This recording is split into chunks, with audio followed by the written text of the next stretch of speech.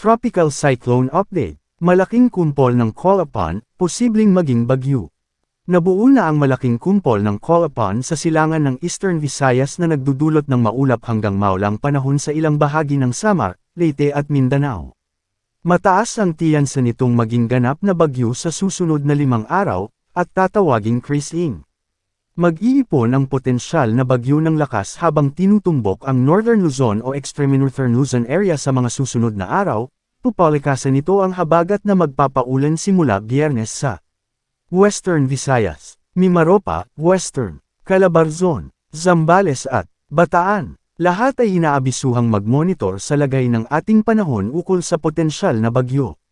Cloud Cluster within the Philippine Area of Responsibility, PAR.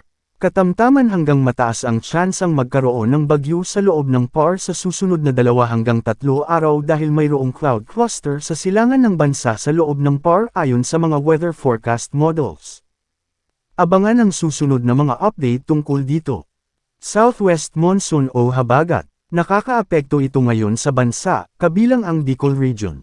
Dahil dito, makakaranas ng maulap na kalangitan na may pag-ulan, pagkidlat, at pagkulog na posibleng magdulot ng mga pagbaha o pagguho ng lupa dahil sa katamtaman hanggang minsang malakas na pag-ulan sa Western Visayas, Negros Island Region, Central Visayas, Zamboanga Peninsula, Northern Mindanao, Caraga, Davao Region, Occidental Mindoro, Romblon, Palawan, at Southern Leyte.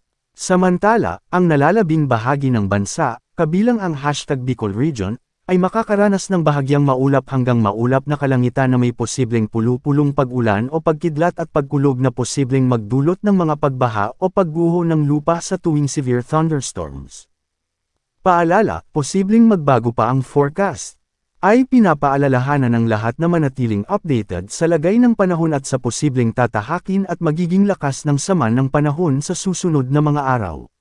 Manatiling nakatutok sa Weather Balita para sa bago pang updates. Don't forget to subscribe.